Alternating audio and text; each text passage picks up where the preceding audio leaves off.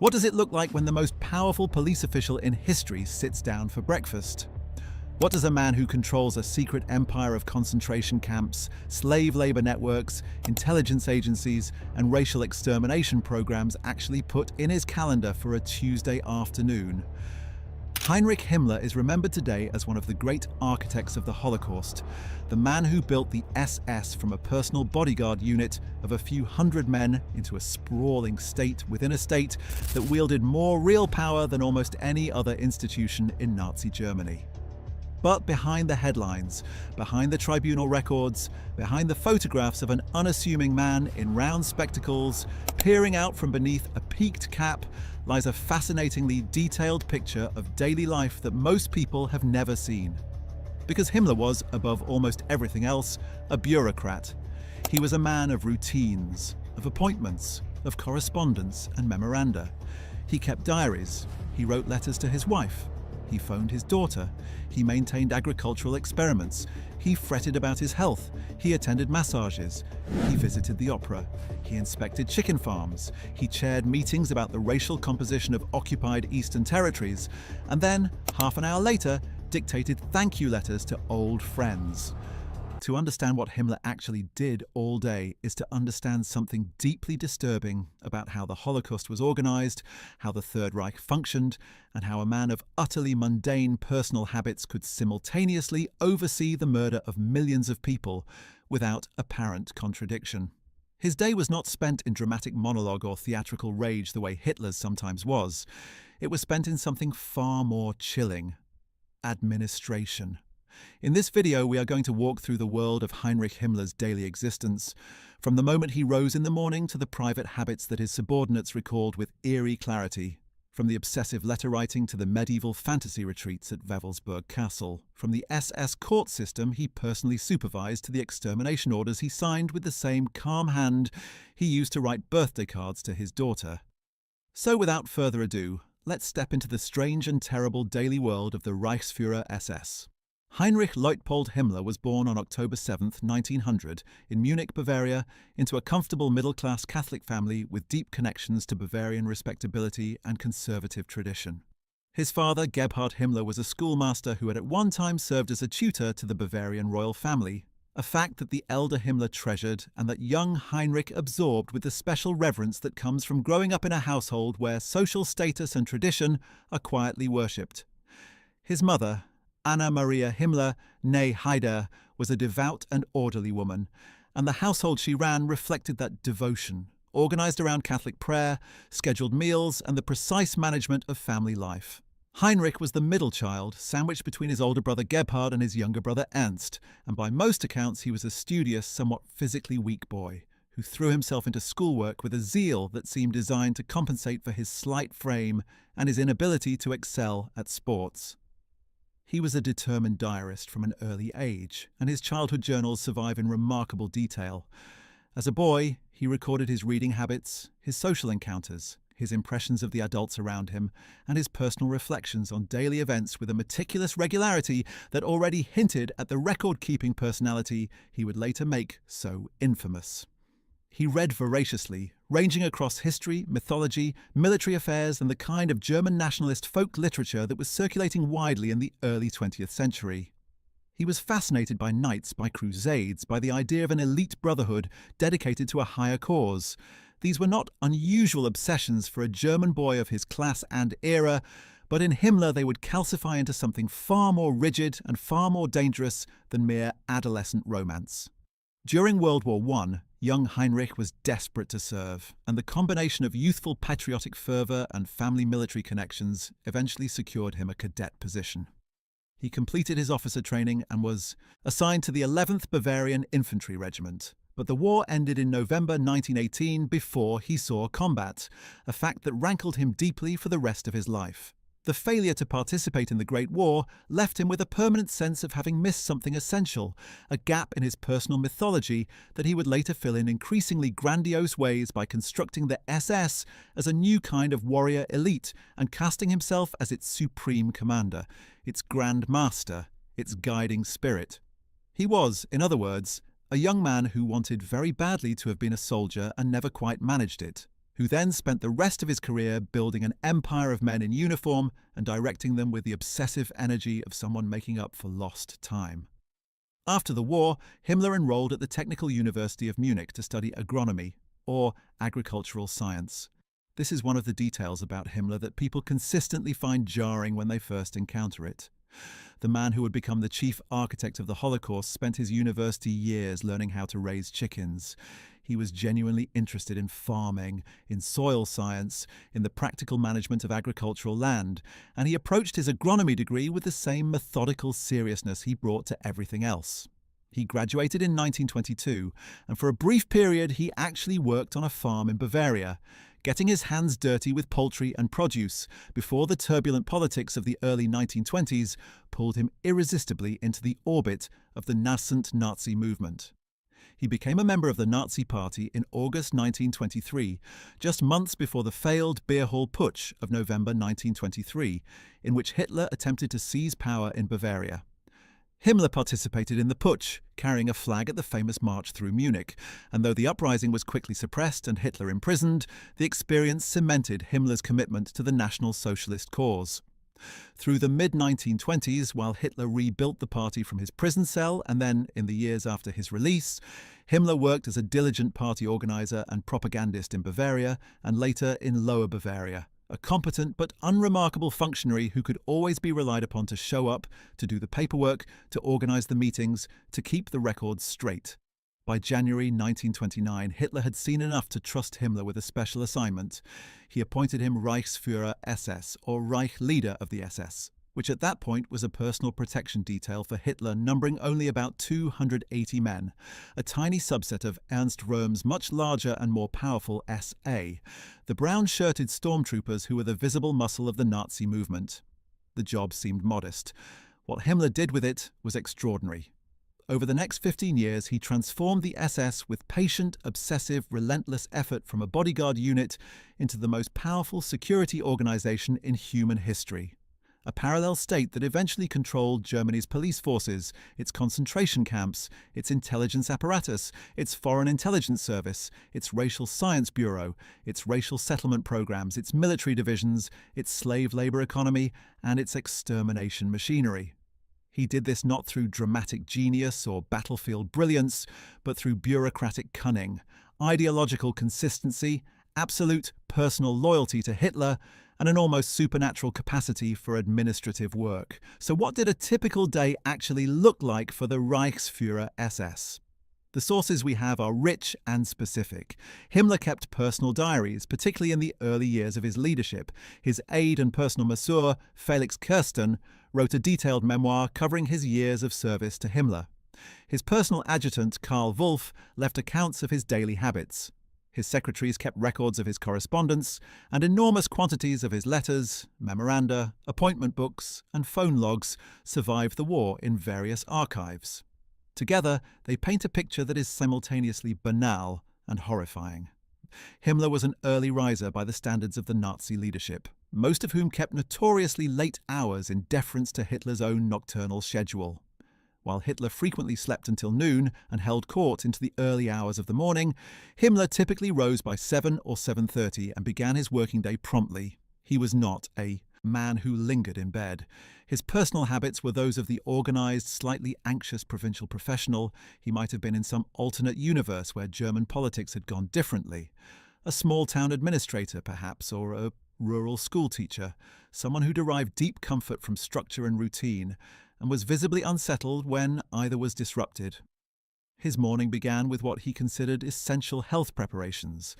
Himmler was a chronic hypochondriac, a man plagued throughout his life by stomach cramps, intestinal disorders, persistent headaches, and a general sense of physical fragility that sat oddly alongside his role as the commander of the most feared military and police organization on Earth. He was intensely preoccupied with his health, and his morning routine reflected this preoccupation. He followed the prescriptions of various naturopathic practitioners, herbal medicine enthusiasts, and the eccentric wellness philosophies that circulated through certain corners of the SS leadership. He believed strongly in the healing power of natural remedies, in the virtues of certain grains and herbal teas, in exercise and cold water treatments as curative agents.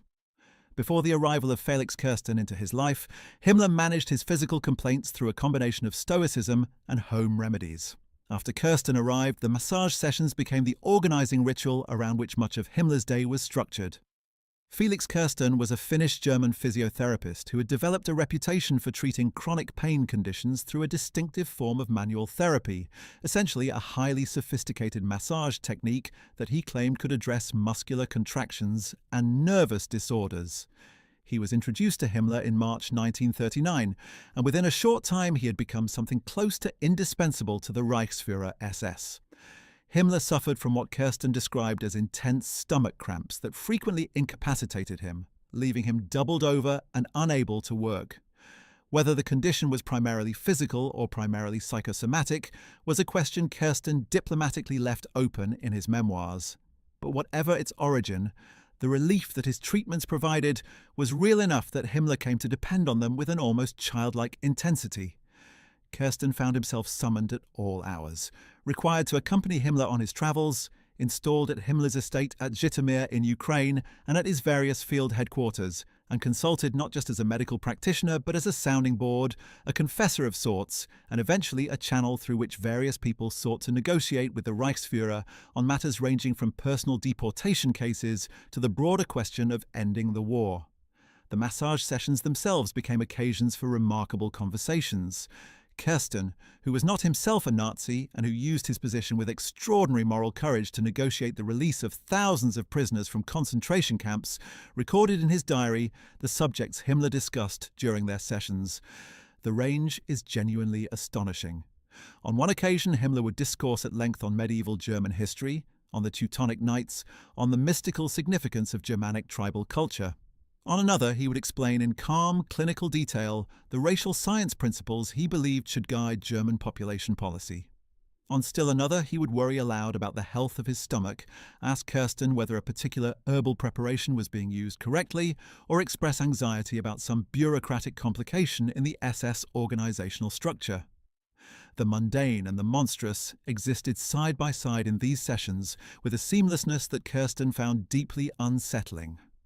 After his morning health routines, Himmler typically devoted the early part of his working day to correspondence. This was not a minor undertaking. Himmler received enormous quantities of mail, reports, petitions, memoranda, intelligence summaries, and administrative queries from the vast empire he controlled, and he responded to a remarkable proportion of it personally or through personally dictated replies. He was, by all accounts, a compulsive and prolific letter writer, a habit that had begun in childhood and never left him. The sheer volume of his surviving correspondence is staggering, filling multiple volumes of the collected SS, documents that scholars have spent decades cataloguing. He wrote to subordinates, to foreign officials, to scientists whose work he found interesting, to farmers whose agricultural methods he admired, to old friends and party colleagues, and he also wrote, with a tenderness that strikes modern readers as almost incomprehensibly incongruous, to his daughter Gudrun and his wife Marga. Gudrun Himmler, born on August 8, 1929, was her father's adored only legitimate child, the apple of his eye, in a way that he expressed with unguarded sentiment. He called her by the nickname Püppi, arranged for her to be flown from Munich to Berlin for visits when his schedule permitted, and when she was at home he phoned her daily, a ritual he maintained with extraordinary consistency even during the most demanding periods of the war. His letters to her are warm, playful, full of small observations about the natural world and gentle, fatherly encouragement. They are the letters of a man who clearly felt genuine love for his daughter, and they sit in the archives alongside documents bearing his signature that ordered the deaths of hundreds of thousands of people. Historians have wrestled for decades with what exactly to make of this coexistence, the loving father and the mass murderer inhabiting the same body, writing with the same pen on the same autumn afternoon. His wife Marga, née Boden, was a woman he had married in 1928 after a several years' courtship that his diaries record in obsessive detail. She was older than him by several years, a divorced nurse and small landowner with a practical, rather stern personality that complemented or perhaps clashed with Himmler's own combination of dreamy mysticism and administrative obsession. Their marriage was never an easy one, and by the early war years it had effectively cooled into a formal arrangement.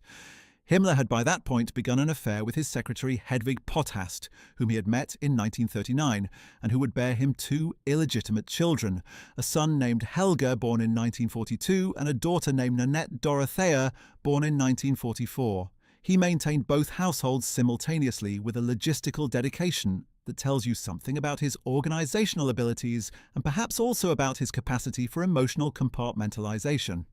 He continued to write to Marga, to concern himself with the management of their farm at Gmund am Tegernsee, to send instructions about the poultry and the garden, while simultaneously setting up Hedwig and their children in a comfortable residence and visiting them when his schedule allowed. The farm at Gmund was not merely a domestic property, but a continuing expression of Himmler's agronomy background and his lifelong fascination with agricultural science. He had genuinely never lost his interest in farming, and throughout the war years he maintained an active correspondence about the management of the property, advising on chicken breeds, soil conditions, crop rotations and livestock health with the enthusiasm of a man who in another life might have been a very contented and moderately successful farmer in rural Bavaria. He also pursued agricultural experiments through the SS's own extensive farming operations, which were run partly as economic enterprises and partly as ideological demonstrations of the productive capacity of German agricultural science. The SS maintained farms at various concentration camp complexes, including the famous agricultural experiments at the Dachau plantation, where prisoners were used as forced labour under conditions of brutal exploitation, and at Auschwitz, where the SS ran extensive agricultural and industrial operations alongside the extermination programme. After his morning correspondence, Himmler's midday schedule was typically dominated by meetings. He chaired or attended an extraordinary range of conferences on any given working day, and the variety of subjects covered in these meetings reflects the bewildering breadth of his organisational empire. On a single day in, say, the winter of 1942, his appointment book might show a morning briefing with senior SS leaders on the progress of anti-partisan operations in occupied Yugoslavia, followed by a meeting with racial science officials about a proposed program to Germanize suitable populations in the conquered East, followed by a conference call with Reinhard Heydrich about the administrative progress of what the SS referred to internally in its characteristic bureaucratic euphemism as the final solution to the Jewish question, followed by lunch, followed by a discussion with agricultural experts about expanding SS-controlled farming operations in Poland, followed by a consultation with an architect about the ongoing renovation of Wewelsburg Castle, and then an early evening reception for foreign dignitaries in which Himmler would perform the role of polished, cosmopolitan statesman with a smoothness that consistently surprised those who encountered him expecting a crude fanatic. Because Himmler was not, in manner, a crude fanatic. He was unfailingly polite in person, almost compulsively courteous, with the slightly formal good manners of someone raised in a household where social propriety was taken seriously. Foreign visitors and even his interrogators after the war remarked consistently on how thoroughly unremarkable he seemed in personal interaction. He was soft-spoken, attentive, apparently genuinely interested in what his interlocutors had to say, quick to offer a pleasant comment or a mild joke. The people who met him for the first time expecting to encounter someone physically or behaviourally marked by the extraordinary evil of his work were almost universally disconcerted by how ordinary he was. He looked like a provincial bank manager or a school inspector. He behaved like one too, and yet this same man, on the same afternoon that he made pleasant small talk with a Swedish diplomat over tea, might sign off on orders that would result in the deaths of thousands of people within weeks. The gap between personality and act was one of the most troubling things about him, and it was fully visible in his daily routine. Lunch was usually a modest affair. Himmler was not a gourmand, and he paid little attention to food beyond its relationship to his health concerns and to the various dietary theories he periodically subscribed to.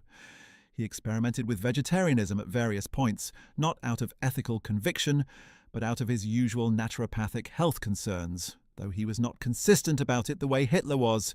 He ate simply, sometimes at his desk, if the schedule demanded it, sometimes with a small group of senior SS officers or guests in a more formal setting. Wine and alcohol were consumed in moderation. He was not a drinker by the standards of the Nazi leadership, where heavy alcohol use was common enough to be practically institutional. The afternoon meetings continued the pattern of the morning, ranging across the same dizzying variety of subjects, but the afternoons also frequently included what might be called inspection obligations. the Reichsführer SS's personal oversight of the institutions and programs under his command. Himmler traveled extensively throughout the war, visiting SS units, concentration camps, racial settlement projects, agricultural operations, and scientific research installations across the vast territory of occupied Europe.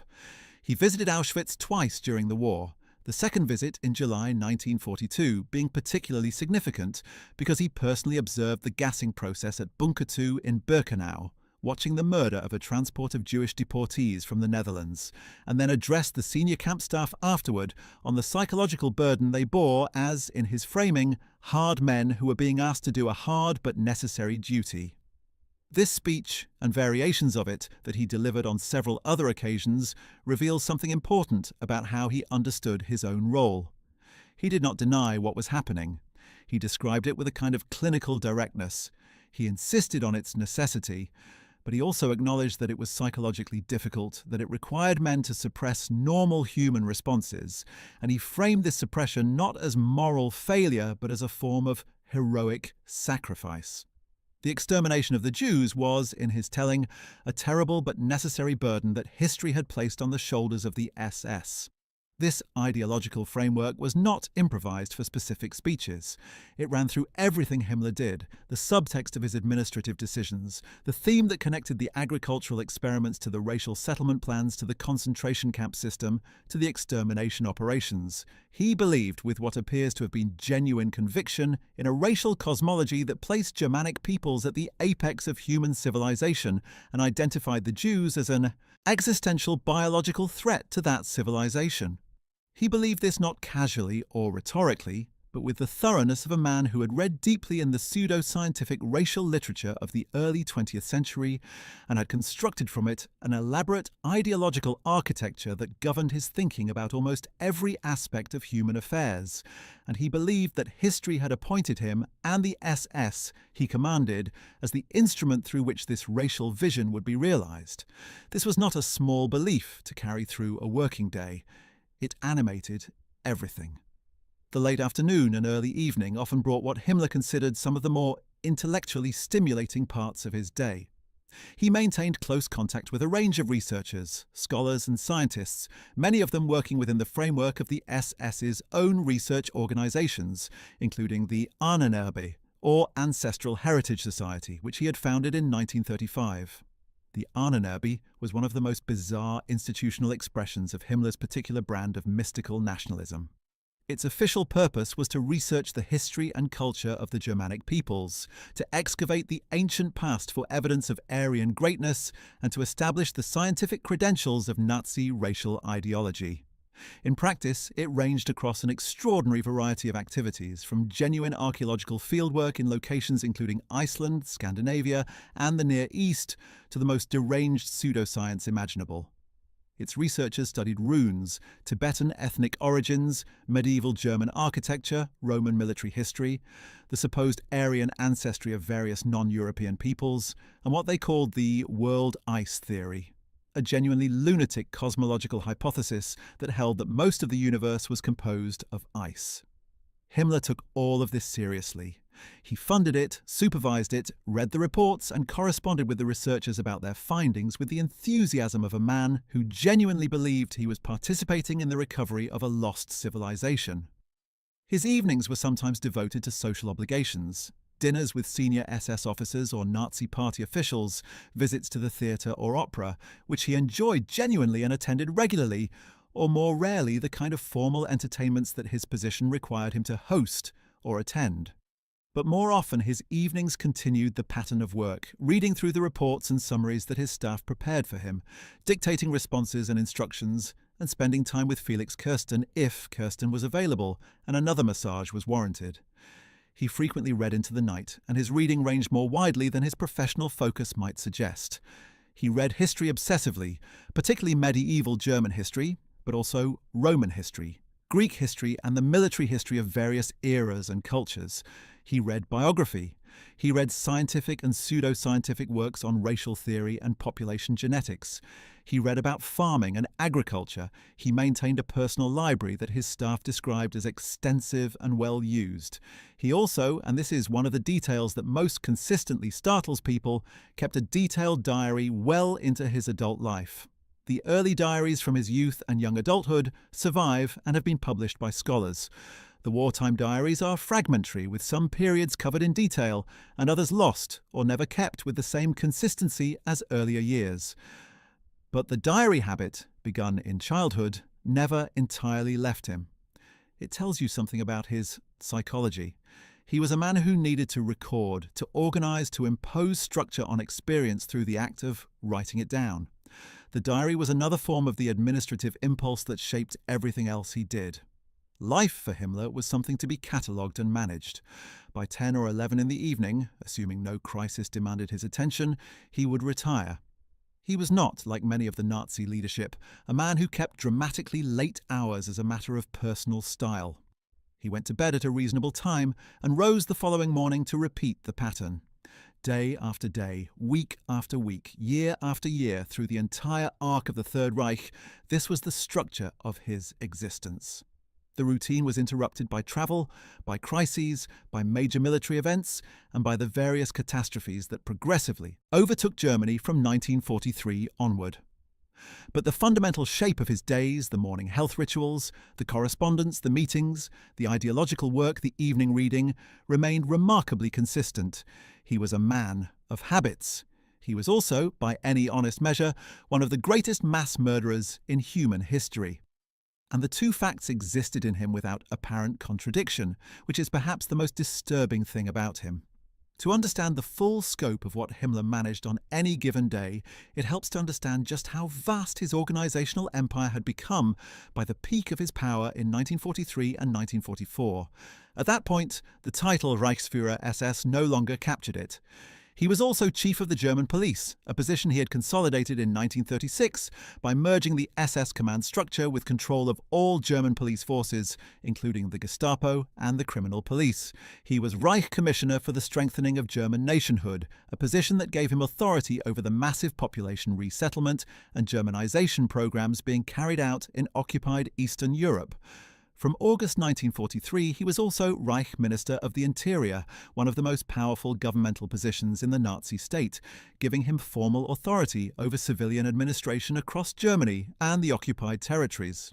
And from July 1944, following the assassination attempt on Hitler, he was appointed Commander of the Reserve Army, adding military command responsibilities to everything else.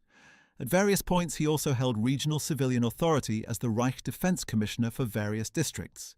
The sheer accumulation of offices under his control was staggering, and it meant that his daily working life touched on almost every aspect of the German state and the occupation regimes it administered. The German police alone represented an organizational behemoth. Under the umbrella of the SS police system that Himmler controlled, there were the Geheime Staatspolizei, or Gestapo, Germany's secret state police, famous enough to have entered multiple languages as a byword for secret political terror. There was the Sicherheitsdienst, or SD, the intelligence service of the SS, which gathered political intelligence both within Germany and in occupied territories and abroad. There was the Kriminalpolizei, or Kripo, the criminal police. There was the Ordnungspolizei, or ORPO, the uniformed regular police. And these organizational categories in turn subdivided into specialized units, regional commands, and dedicated offices that together employed hundreds of thousands of people. Managing this apparatus required not just high-level strategic decision-making, but continuous attention to organizational structure, personnel matters, budget questions, inter-agency coordination, and the 1,000 administrative details that any large bureaucracy generates. Himmler attended to all of it with a thoroughness that his subordinates consistently remarked upon. He was not a delegator by instinct. He wanted to know what was happening at every level of his organization, and he made his interest in operational detail clear enough that his subordinates understood the reports and briefings he received would be read and responded to. And then there was the Waffen-SS, the armed military wing of the SS that had grown from a bodyguard force into a military organization that by the end of the war numbered nearly 1 million men organized into dozens of divisions fighting on multiple fronts. Himmler was technically the commander of the Waffen-SS, though operational control of its divisions was increasingly a matter of coordination with the regular Wehrmacht High Command as the military situation became more complex. He retained a deep personal investment in the Waffen-SS as the purest expression of his vision of an elite SS warrior caste, and he involved himself in questions of its composition, its training standards, its ideological formation, and its recruitment, including the controversial recruitment of foreign volunteers from occupied and neutral countries, with a degree of personal attention that went well beyond what strict organizational necessity required. So on any given morning when Himmler sat down at his desk with his herbal tea and his appointment diary and his first stack of correspondence, he was sitting at the center of an empire of almost incomprehensible scope. The decisions he would make that day, or fail to make or refer to subordinates for implementation, would touch the lives of millions of people across Europe, many of them people who did not yet know that Himmler's organizational machinery had them in its sights. This was the reality behind the orderly morning routine and the polite manner and the health-conscious diet. This was what all that administrative energy was actually organizing. Let us look more closely now at Himmler's relationship with Reinhard Heydrich, because that relationship shaped the day-to-day operation of the SS empire more than almost any other single factor, and understanding it is essential to understanding how Himmler actually spent his working hours.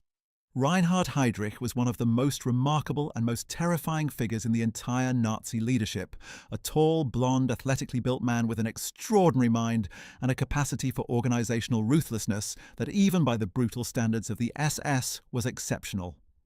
Himmler brought him into the SS in 1931 after Heydrich had been dishonorably discharged from the German Navy following a personal scandal, and over the following decade, Heydrich built the intelligence and security apparatus of the SS into a machine of terrifying efficiency.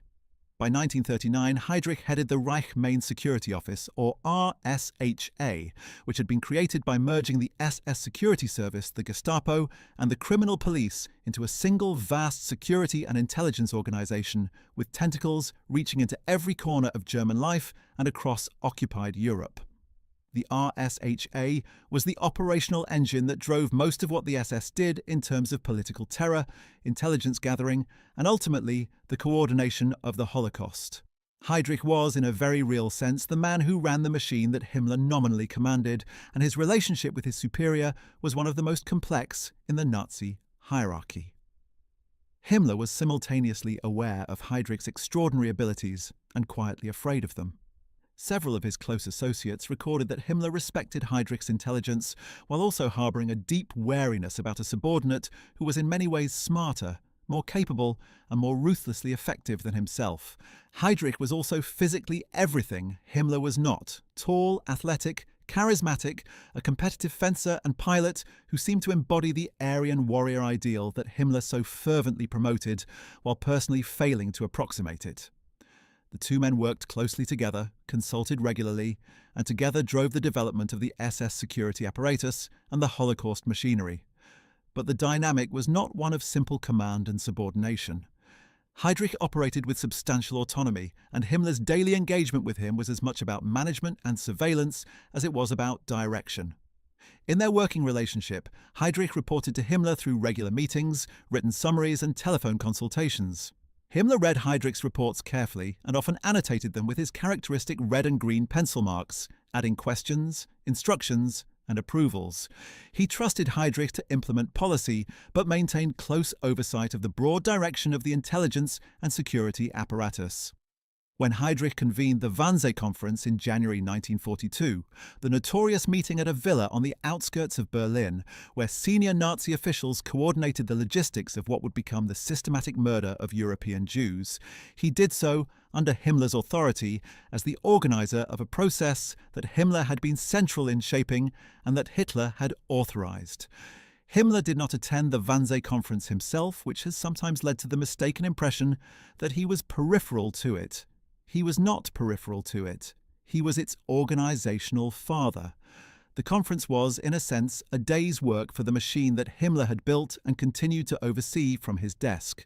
The assassination of Heinrich in Prague in May and June 1942, when Czech paratroopers trained by British intelligence launched an attack on his car and Heinrich died of his wounds on June 4th, was one of the genuinely significant shocks of Himmler's wartime experience. He had lost his most capable subordinate, the man who in many ways had made the SS security apparatus what it was. The SS response to the assassination was savage even by the standards of the occupation regime, culminating in the complete destruction of the Czech village of Lidis and the murder of its entire male population along with many of its women, an act of collective punishment that shocked the world. Himmler personally oversaw the response, and his handling of it reveals something characteristic about how he responded to threats to SS authority, with overwhelming, exemplary force designed not merely to punish, but to terrorize anyone who might consider similar resistance. The replacement for Heinrich at the head of the RSHA was Ernst Kaltenbrunner, a massive, scar-faced Austrian who had none of Heinrich's intellectual sophistication, but who compensated with a brutality so raw and so obvious that even within the SS he was regarded as crude and frightening. Kaltenbrunner's relationship with Himmler was very different from Heinrich's. Where Heinrich had been a collaborator of genius who required careful management and some degree of apprehension, Kaltenbrunner was a blunter instrument who implemented policy with a directness that required less sophisticated oversight. Himmler spent less time worrying about Kaltenbrunner than he had spent worrying about Heinrich, and that perhaps freed some of his daily attention for the other demands of his position. But it also meant that the RSHA under Kaltenbrunner became in some respects even more brutally efficient in its operational work because it was less preoccupied with the kind of institutional politics and personal ambition that had characterized the Heinrich era. One of the aspects of Himmler's daily work that receives the least attention but deserves the most is his personal involvement in the personnel management of the SS. He was deeply interested in the people who served under him, not just at the senior leadership level but across the entire organization. He read personnel files. He involved himself in promotion decisions at ranks far below those where a head of organization would normally exercise personal judgment. He paid attention to the personal lives and moral conduct of his senior officers in ways that mixed genuine paternalism with something closer to surveillance, because the SS's code of honor, which Himmler had personally crafted and obsessively maintained, imposed obligations on its members that went beyond professional performance into personal behavior, family life, racial purity, physical fitness, and ideological commitment. The SS Honor Code was one of Himmler's most distinctive creations. He conceived of the SS not merely as a security and military organization, but as a racial and ideological elite, a new aristocracy that would shape Germany's future through the quality of its membership rather than through birth or inherited title. This meant that SS membership came with extensive requirements and obligations that Himmler personally enforced through a system of internal courts, called SS courts, that handled disciplinary matters ranging from financial misconduct to sexual offences, to violations of the racial laws, to allegations of cowardice in battle. Himmler sat at the apex of this judicial system and took a hands-on interest in cases that came to his attention. His personal involvement in SS disciplinary proceedings fills volumes of the archival record, ranging from detailed review of specific cases involving junior members to high-profile proceedings against senior officers who had violated the code. He was particularly obsessed with what he considered the racial integrity of the SS. Every member of the SS was required to document the racial ancestry of both himself and his spouse, going back several generations, and this genealogical vetting was taken with genuine seriousness. Himmler received regular reports on the progress of racial investigations, approved or denied applications based on their outcomes, and intervened personally in cases where the racial assessment of a specific individual was contested. He corresponded with genealogical researchers about difficult cases, annotated their findings, and made final determinations with the solemnity of a man who believed he was making decisions of cosmic biological importance. That the entire apparatus of racial science on which these judgments rested was fraudulent did not, of course, occur to him. He believed in it absolutely. The racial settlement programs that Himmler ran as Reich Commissioner for the strengthening of German nationhood were another major consumer of his daily working hours. The farce program had been established in October 1939. immediately after the conquest of Poland, and its purpose was to implement a massive reorganization of the population of occupied Eastern Europe along racial lines. This meant the expulsion of hundreds of thousands of Poles and Jews from territories that were to be incorporated into the Greater German Reich, the resettlement of ethnic Germans from the Baltic states, Volhynia, Eastern Galicia, and other areas into the vacated territories, and the identification and repatriation of people of German blood scattered through the occupied populations. It also meant, in its more sinister dimension, the identification of children in occupied territories who were deemed to possess sufficient Germanic racial characteristics to be taken from their families and raised as Germans. Himmler oversaw all of this through the Main Office for the Strengthening of German Nationhood, and his personal attention to the details of the program was, again, remarkable in its granularity. He received population statistics. He approved resettlement schedules. He corresponded with the administrators implementing the program in the field about specific logistical problems, about the adequacy of housing for incoming ethnic German settlers, about the pace of expulsion operations, about the criteria being applied in racial assessments of local populations. He also involved himself in the selection and management of model settlements, showcase communities intended to demonstrate what a successfully Germanized Eastern landscape would look like, and he visited several of these settlements personally during his wartime travels. Can you imagine the cognitive load of managing all of this simultaneously?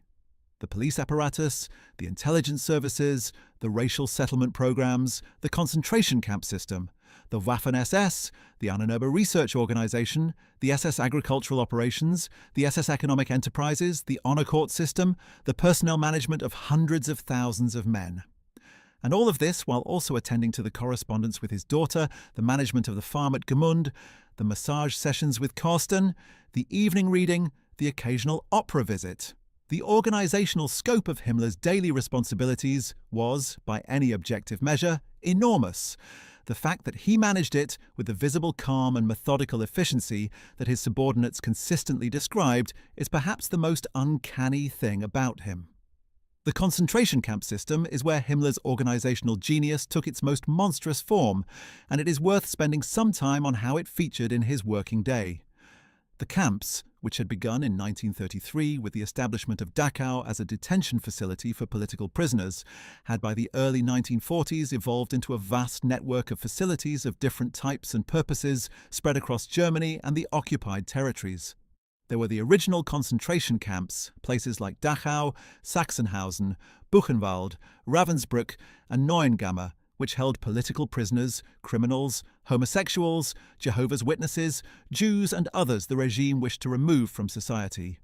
There were the extermination camps, the 6 facilities located primarily in occupied Poland, including Auschwitz-Birkenau, Treblinka, Sobibor, Belzec, Chelmno and Majdanek, whose primary purpose was the systematic murder of Jews and other groups. And there were hundreds of subcamps and satellite facilities attached to industrial enterprises and agricultural operations where concentration camp prisoners were used as forced labor. Himmler was the ultimate authority over the entire system. The camps were administered through the SS Main Office of Economy and Administration, or WVHA, headed by Oswald Pohl, and Himmler received regular reports from Pohl on every aspect of camp operations: prisoner numbers, mortality rates, economic productivity of prisoner labor, construction progress at new facilities, and the operational progress of the extermination programs. He approved major operational decisions about the camps, signed off on significant construction projects, and intervened personally in specific cases that came to his attention through the reporting chain or through other channels. His visits to the camps were not frequent by any ordinary measure of executive oversight, but they were significant when they occurred. The July 1942 visit to Auschwitz has already been mentioned. He also visited Sobibor in February 1943, where he observed an extermination operation and reportedly ordered an acceleration of the killing pace. These visits served multiple purposes. They allowed him to satisfy his personal need for direct knowledge of how his organizations were actually functioning in practice. They allowed him to make personal assessments of the commanders running the facilities, and they served a motivational function, communicating to the camp staff that the work they were doing had the personal attention and approval of the Reichsführer SS. For the men running the extermination operations, Himmler's visits were a form of endorsement, a confirmation that what they were doing was sanctioned at the highest level and was not something they would later be held accountable for. How did Himmler process the knowledge of what was happening in the camps?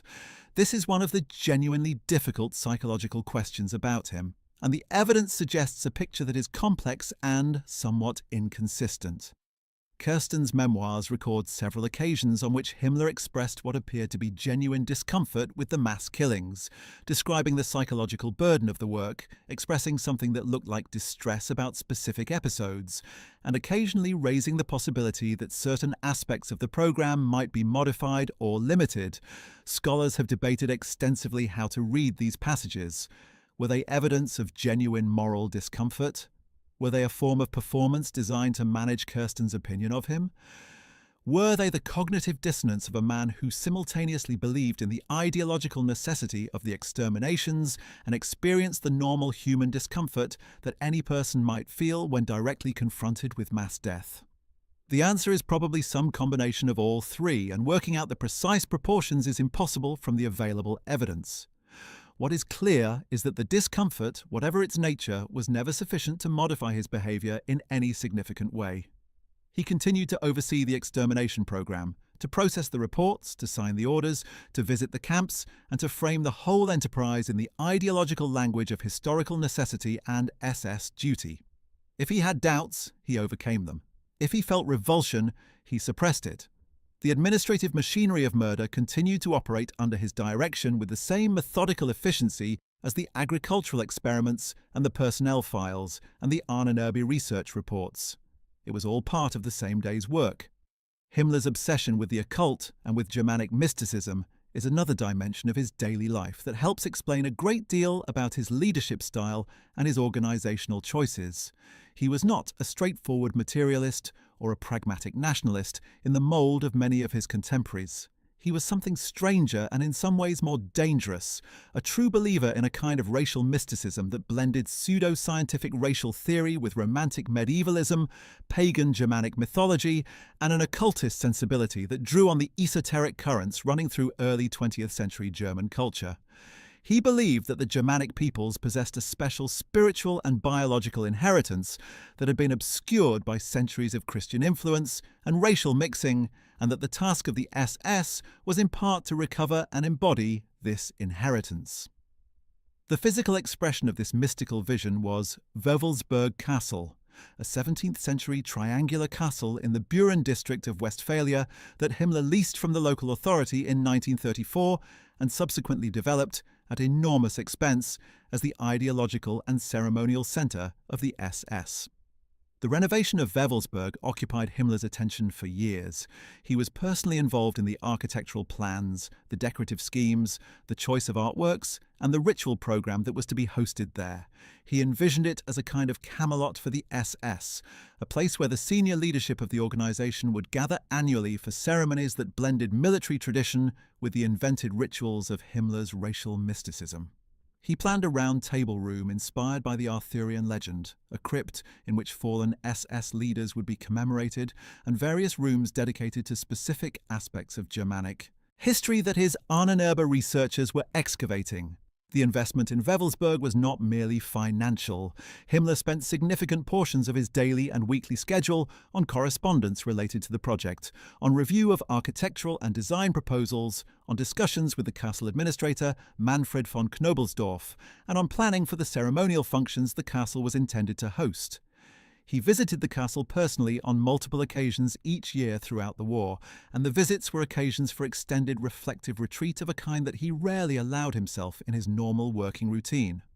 At Wewelsburg, he would walk the grounds, review the renovation progress, hold discussions with small groups of senior SS leaders about ideological and historical questions, and engage in the kind of meditative brooding over the mystical significance of the EES that his busy administrative schedule rarely permitted. It was, in a sense, his spiritual office.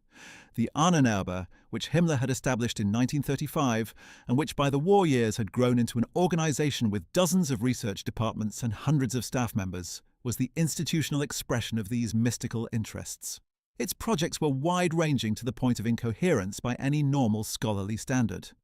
Archaeologists from the Ahnenerbe conducted genuine fieldwork in locations including Scandinavia, Spain, the Middle East, and what is now Croatia, digging for evidence of ancient Germanic or Aryan presence. Linguists studied the Indo-European language family. Historians wrote about the pre-Christian Germanic tribes.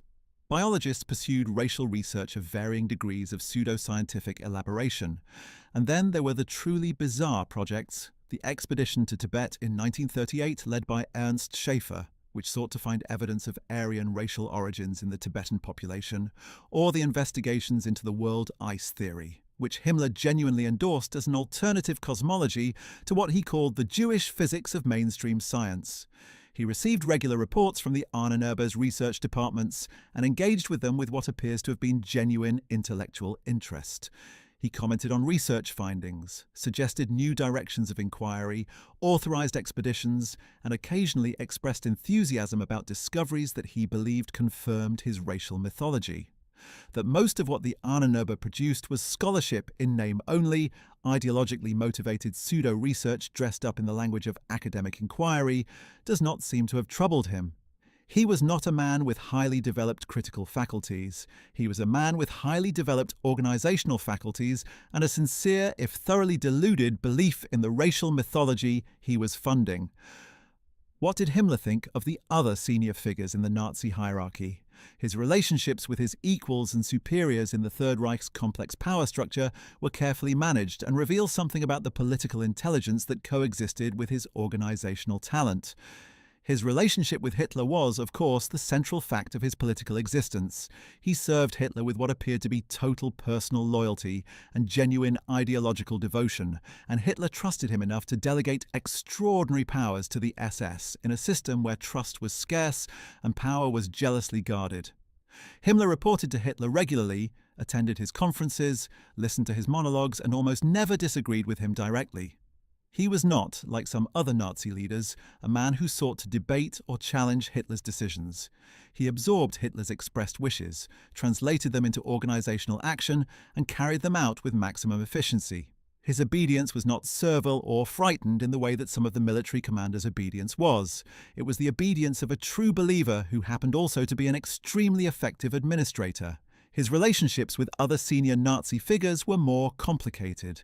Hermann Göring, who as head of the Luftwaffe and economic czar occupied one of the most powerful positions in the Reich, was in many ways his most significant institutional rival. Göring had created his own intelligence apparatus, the Forschungsamt, or research office that competed with Himmler's intelligence services, and the two men had a long history of bureaucratic competition for institutional territory. They were outwardly cordial, but inwardly suspicious of each other, and Himmler's daily work included managing the boundary between his domains and Göring's, with a care that reflected his awareness of where the real power centers in the Nazi state lay. His relationship with Martin Bormann, Hitler's personal secretary and the man who controlled access to the Führer through the management of his schedule and correspondence, was one of the most important and most carefully calibrated of all. Bormann was in many ways the gatekeeper of the Nazi system, the man through whom all communications to Hitler had to pass, and through whose interpretation many of Hitler's decisions were shaped.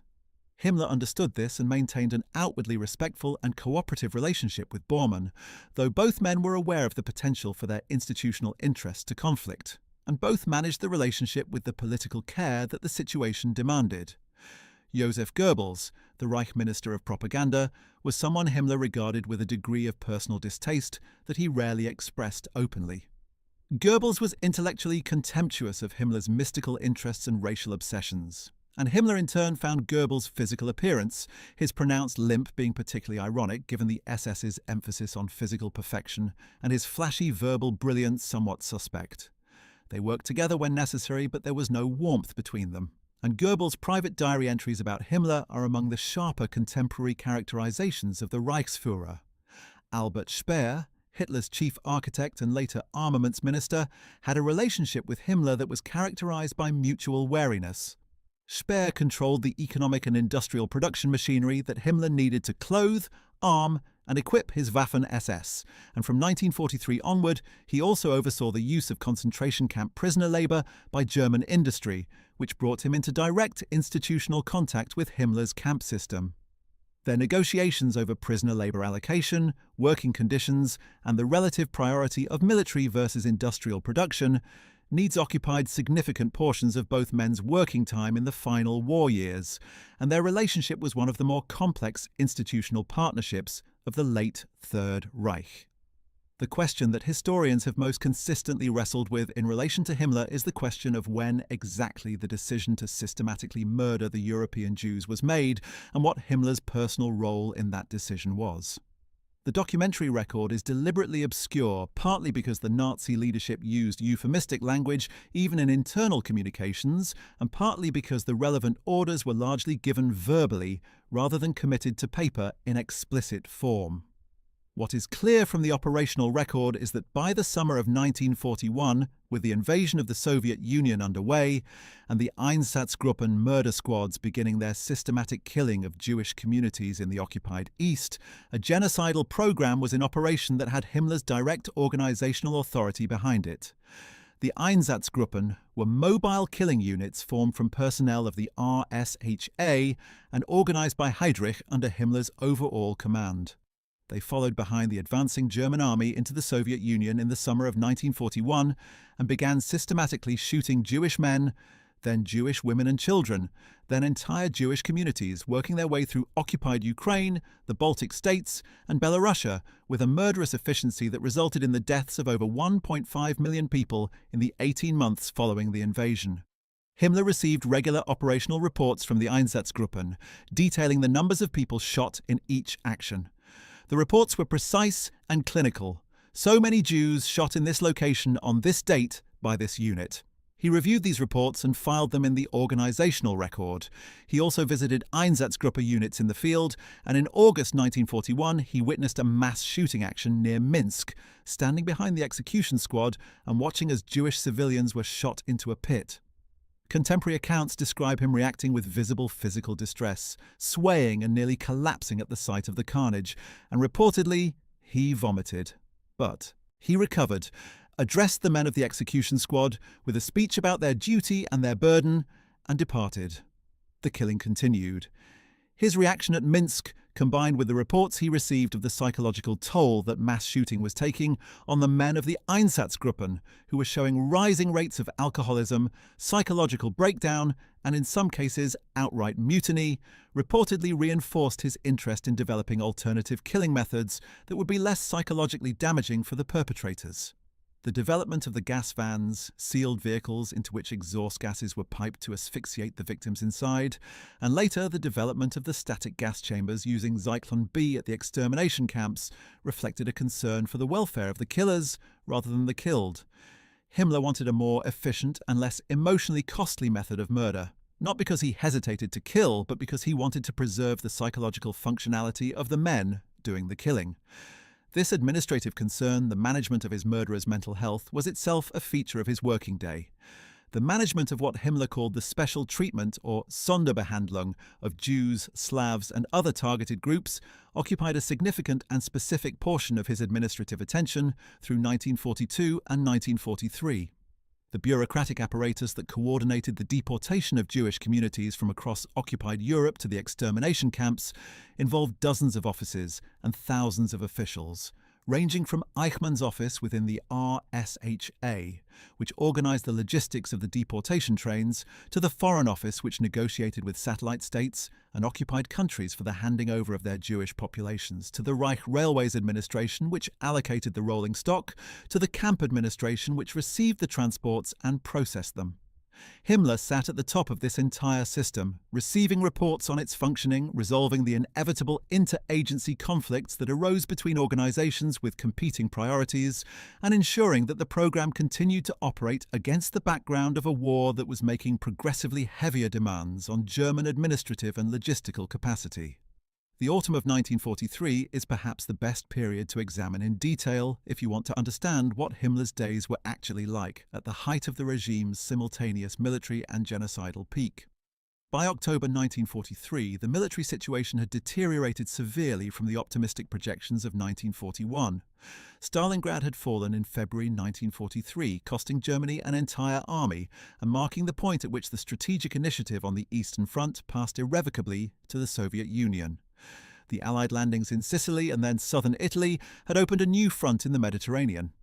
The Battle of the Atlantic, where Donitz's U-boats had come close to severing Britain's supply lines, had effectively been lost by May 1943 when Allied air power and improved convoy protection made submarine operations unsustainable at their previous rate. Germany was fighting a losing war, though the leadership had not yet publicly acknowledged this reality. On October 4, 1943, Himmler delivered one of the most important speeches of his career to the senior SS leaders gathered at Posen, in occupied Poland. The speech was remarkable for its extraordinary explicitness.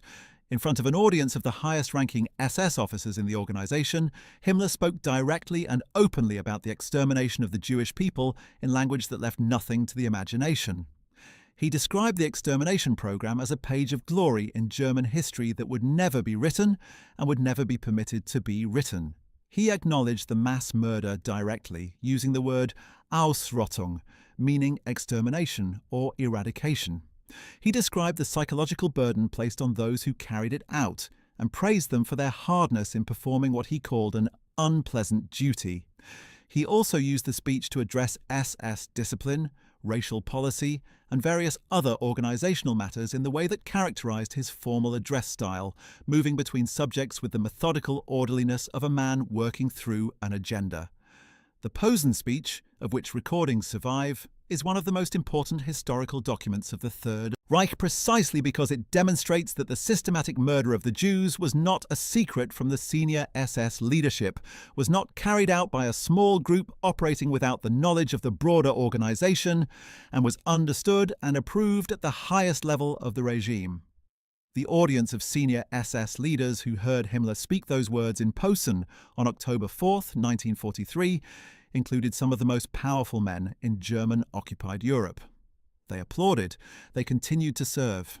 And Himmler returned to Berlin and to his desk, and to the next day's correspondence and meetings, and massage sessions, and dinner conversations, and letters to Püppi, having delivered one of the most morally extraordinary speeches in the history of modern organized violence. What was Himmler thinking about when he was not occupied with the immediate demands of administration? His inner life, to the extent that the evidence allows us to reconstruct it, was dominated by a small number of obsessions that surfaced again and again in his conversations, his letters, and the accounts of people who knew him well. The Germanic past was one of these obsessions. He was genuinely captivated by the history of the pre-Christian Germanic tribes, by the Viking Age, by the Teutonic Knights, and by the various romanticized versions of Germanic antiquity that 19th and early 20th century nationalist culture had produced. He read voraciously in this area, collected historical artifacts, and engaged with the Ahnenerbe's research in this domain with a personal enthusiasm that was not merely official but intellectual, in the limited sense in which his intellectual engagement was genuine. His obsession with the Teutonic Knights deserves particular attention because it illuminates so much about the self-image he projected onto the SS. The Teutonic Knights were a medieval German military religious order that had conquered and Christianized the pagan peoples of the Eastern Baltic in the 12th and 13th centuries, and they had subsequently governed a substantial territory in what is now Poland, Lithuania, and the Baltic states as a theocratic military state. To Himmler, they represented something close to an ideal, a brotherhood of warrior monks dedicated to the extension of Germanic civilization into the Slavic East, combining military excellence with ideological commitment in service of a transcendent historical mission. The parallels to what he envisioned for the SS were not accidental.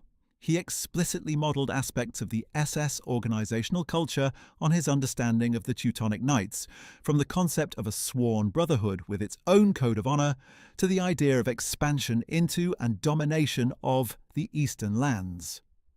Wewelsburg was designed in part as the SS's equivalent of the Teutonic Knights' great castle at Marienburg, a monumental headquarters that would embody the organization's self-image and serve as the physical center of its ceremonial life.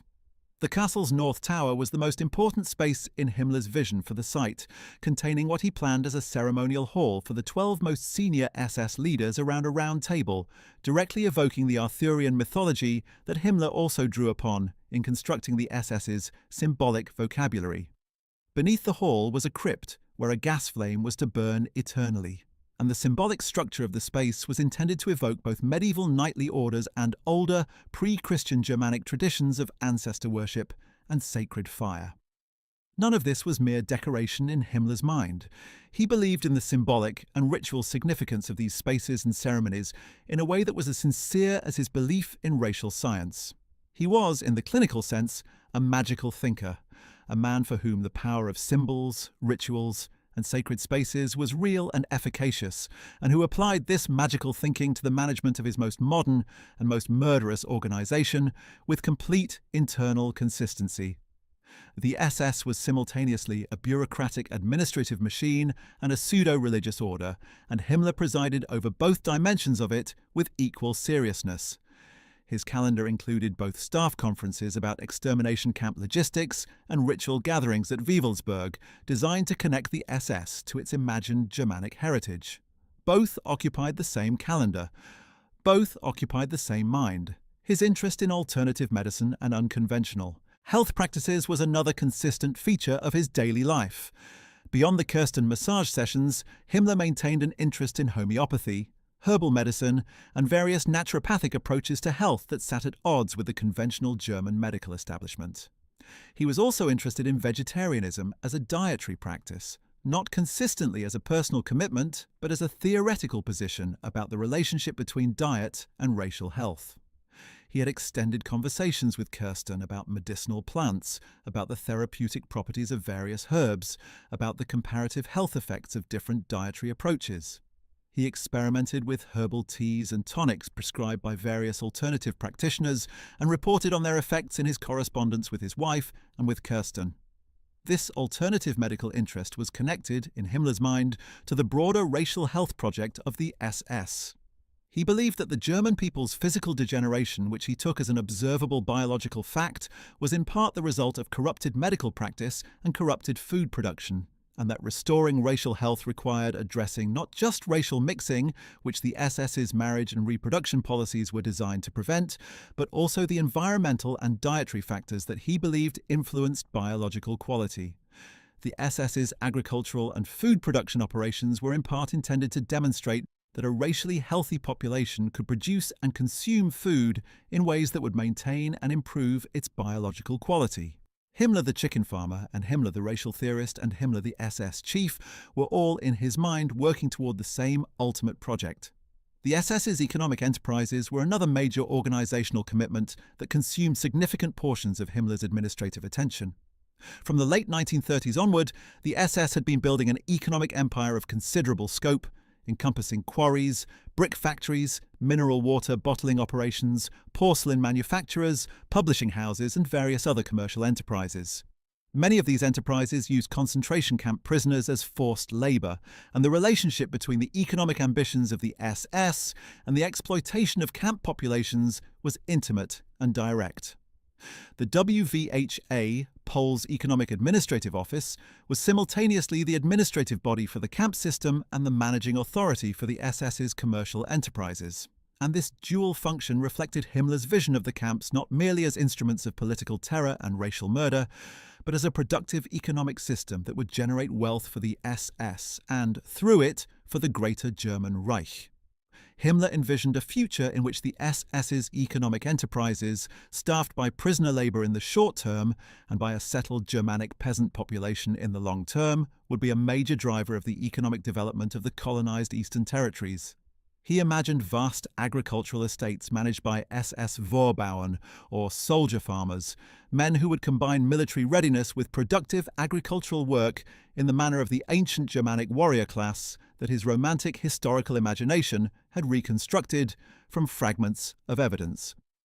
This agricultural colonization of the East was, in his vision, the long-term purpose of the entire military and racial program, the final destination toward which the invasion of the Soviet Union, the racial sorting of conquered populations, and the extermination of the Jews were all pointed. He spent considerable working time on correspondence and planning related to this agricultural colonization vision, even as the military situation progressively made it more and more obviously unrealizable. His working style has been described by various subordinates as combining a passion for detail with a somewhat bureaucratic approach to decision-making. He relied heavily on his staff to prepare briefing materials and summaries of complex situations, but he read these materials carefully and engaged with them in ways that demonstrated genuine comprehension of the specific rather than just the general. His personal staff, who worked very closely with him through years of daily contact, describe a man who was not given to sudden outbursts or dramatic emotional displays in the working environment, who maintained his characteristic politeness and organizational calm even under significant pressure, but who could express displeasure through a kind of cold withdrawal and pointed formal language that his subordinates found more alarming than shouting would have been. His relationship with his personal adjutants and secretaries was marked by the specific combination of paternalism and surveillance that characterized his approach to the SS generally. He paid attention to their personal lives, inquired after their families, remembered details of their circumstances that a less attentive man would have forgotten, and cultivated a personal loyalty that went beyond the merely institutional. His secretaries in particular describe a working atmosphere that was in many ways entirely ordinary. A man dictating letters, reviewing documents, receiving telephone calls, conferring with visitors, the normal machinery of a senior executive's working day, but suffused with the particular quality of strangeness that comes from knowing what the organization behind the correspondence was actually doing. The phone calls were a constant feature of Himmler's working day. He conducted an extraordinary amount of business by telephone, not just with his own subordinates, but with other senior Nazi officials, with field commanders of the Waffen-SS, with regional SS and police leaders across occupied Europe, and with the various officials of the broader Nazi state with whom he needed to coordinate. His telephone log for any given day would show dozens of calls, ranging from brief operational check-ins to extended discussions of complex policy or personnel matters. He was, by the standards of the era, an early adopter of the telephone as a primary administrative tool, and he used it with a facility that reflected both his organizational instincts and his awareness that verbal communication left less of a documentary record than written correspondence on matters where explicitness was something to be avoided. The question of what Himmler knew about what was happening in specific corners of his empire at any given time is one that historians continue to debate. Partly because the documentary record is deliberately incomplete, and partly because the organizational structure of the SS was complex enough that some degree of genuine ignorance of specific operational details was plausible at the highest level. What is not debatable is that Himmler knew, in comprehensive overview terms, exactly what his organization was doing. The extermination of the Jews was not a detail that had been hidden from him by subordinates. He had sanctioned it, supervised it, visited it, described it publicly to his senior officers, and framed it in his personal ideological vocabulary with the thoroughness of a man who had thought through its justification, carefully and completely. Any uncertainty about his specific knowledge of specific events at specific times does not alter the fundamental picture of a man who was the organizational architect and sustaining force of the entire genocidal program. By late 1943 and into 1944, with the military situation deteriorating rapidly, Himmler's daily routine began to be increasingly dominated by the crises of a losing war. The Eastern Front was in continuous retreat. Allied bombing was devastating German cities. The Italian campaign had created a new military burden. Intelligence reports from the SD and other sources painted an increasingly grim picture of German civilian morale, of the population's growing loss of confidence in victory, and of the regime's declining authority. Himmler's response to this deteriorating situation was, characteristically, administrative. He directed his intelligence services to intensify surveillance of civilian attitudes. He ordered stricter enforcement of the ideological discipline that his SS courts maintained within the SS. He imposed progressively harsher penalties for defeatism and expressions of doubt about ultimate German victory. And he devoted an increasing share of his daily schedule to military matters, as the Waffen-SS's growing role in the fighting demanded more of his attention as supreme commander. His appointment as Reich Minister of the Interior in August 1943 had added still another layer of responsibility to an already crushing administrative load. The Interior Ministry was responsible for the civilian administration of the German state, including the organization of the governmental apparatus, the legal system, the health system, the statistical services, and the management of the German population. Adding it to his existing portfolio meant that Himmler was now responsible for more of the formal state apparatus of Germany than any other single official. He managed this by relying heavily on the existing ministerial bureaucracy and its professional staff, who continued to operate the ministry's day-to-day functions largely as they had before, but the ministerial responsibilities added to his correspondence load, his meeting schedule, and his range of formal obligations in ways that even his remarkable organizational capacity found challenging. His health, never robust, declined noticeably under the pressure of these years. The stomach complaints that Kirsten's massages addressed became more frequent and more severe. He suffered from persistent headaches and what he described as nervous exhaustion, episodes in which the accumulated stress of managing his impossible administrative load manifested in physical symptoms that left him temporarily incapacitated. Kirsten's diary records numerous occasions in 1943 and 1944 when Himmler was physically unwell, when the massage sessions had to be extended or repeated to provide relief, and when Himmler expressed something that, across the filtered record of Kirsten's diplomatic prose, reads like a growing private desperation. Was Himmler, by 1944, beginning to have doubts about Germany's ultimate victory? This is one of the most contested questions in the historiography, and the evidence points in multiple directions. There are clear indications that he received intelligence assessments that presented the military situation with considerable honesty, and that he was therefore better informed about Germany's strategic position than the public propaganda suggested. Whether he concluded from this information that Germany would lose the war, or whether his ideological commitment to the Nazi project prevented him from drawing that conclusion even from accurate data, is unclear. What is clear is that by late 1943 and into 1944, Himmler began exploring, with characteristic caution and indirection, the possibility of using the SS's extensive foreign contacts to open communication with the Western Allies about the possibility of a negotiated peace. These explorations were tentative, deniable, conducted through intermediaries, and entirely unknown to Hitler. But they were also real, and they represent a significant departure from the total loyalty and transparency that had characterized Himmler's relationship with the Führer. His interest in using the SS's connections with neutral countries, particularly Sweden, as a channel for peace negotiations was facilitated in part by his long-standing relationship with certain Swedish and Swiss contacts who had access to Allied officials. The Swedish Red Cross representative Folke Bernadotte, a member of the Swedish royal family, became the most important of these intermediaries, and the meetings between Himmler and Bernadotte in 1945 represent one of the most extraordinary episodes in the story of the Third Reich's collapse. But before those meetings, in 1944, Himmler was already laying the groundwork for what he apparently hoped would be a transformation of his own role from the master of a genocidal terror state to a statesman who could negotiate Germany's survival as a political entity. The extent to which this hope was delusional is apparent to any outside observer. Himmler was the most visible architect of the Holocaust after Hitler himself. His role in organizing and supervising the systematic murder of 6 million Jews and millions of others was documented in the reports and correspondence that his own meticulous bureaucratic operation had generated. The idea that the Western Allies would sit down and negotiate with him or accept him as a credible interlocutor for a post-Hitler German government was a fantasy of the most willful kind. And yet, Himmler appears to have believed in it with the same unreflective confidence with which he had believed in racial science and Germanic mythology. His capacity for wishful thinking, which might seem inconsistent with his administrative realism, was actually one of his defining characteristics. He could be extremely realistic about organizational detail while being extraordinarily unrealistic about the broader context in which that detail operated. Through 1944, as the Allied armies advanced from the west and the Soviet forces pressed from the east, Himmler continued his daily routine with remarkable persistence. The correspondence continued. The meetings continued, the Kirsten sessions continued, the phone calls continued, the letters to Puppy continued.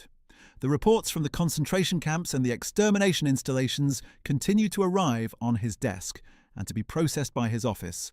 The vast administrative machinery of the SS continued to operate, its day-to-day functioning carried forward by the momentum of its own elaborate bureaucratic structure, even as the world it had been built to serve was visibly disintegrating around it.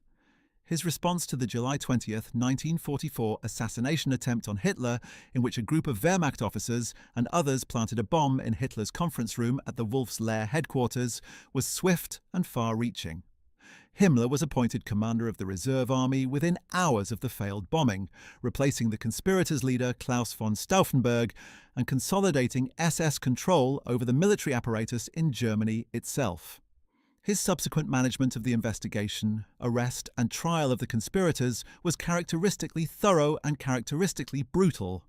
Over the following months, some 200 people were executed for real or alleged involvement in the plot, with many being subjected to particularly savage forms of execution, intended as a statement about the fate awaiting those who betrayed the Third Reich. Himmler supervised this process with the same administrative attention he brought to everything else, and the investigation files that his organization generated are among the most extensive and detailed documents of the Third Reich's final year. The SS courts that tried the conspirators conducted their proceedings with a theatre of legal process that poorly concealed their predetermined character. Hitler wanted visible justice, dramatic condemnation, and instructive death, and Himmler's machinery delivered all three. The trials before the People's Court under the ferocious judge Roland Freisler became events of harrowing public spectacle, with defendants subjected to humiliation and abuse, designed to demonstrate their unworthiness as German men before the predetermined verdict of death was delivered. Film footage of the trials was shown to military officers as a warning, and to Hitler's inner circle as a form of vengeful entertainment. Himmler's role in this process was primarily organizational, ensuring that the investigation produced the names and evidence that the trials required, but he followed the proceedings closely and received regular updates. The appointment as commander of the reserve army also meant that Himmler now had formal military command responsibilities beyond the Waffen-Esse, and in January 1945 these responsibilities expanded still further when he was appointed Army Group Commander of Army Group Vistula, responsible for defending the line of the Vistula River against the massive Soviet winter offensive that had begun on January 12th. This appointment was one of the most extraordinary decisions of Hitler's final months, placing one of the most capable organizational administrators in the Reich in a position that required operational military command skills that Himmler entirely lacked. He had no experience of commanding military forces in the field. He had spent his entire career in administration, intelligence, and police work. And now, with the Red Army driving toward Berlin in the most powerful offensive operation of the entire war, he was expected to coordinate the defense of a critical sector of the front. The results were predictably disastrous. Himmler proved completely unable to manage the competing demands of a fluid and rapidly deteriorating frontline situation. He issued orders that bore little relationship to the actual position of the forces under his command. He held lengthy conferences that consumed time that should have been spent making decisions.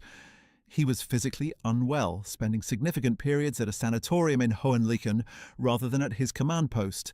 His actual command contribution was so minimal that the professional military officers who served under him essentially operated the army group themselves, working around their nominal commander with a diplomatic patience born of desperation.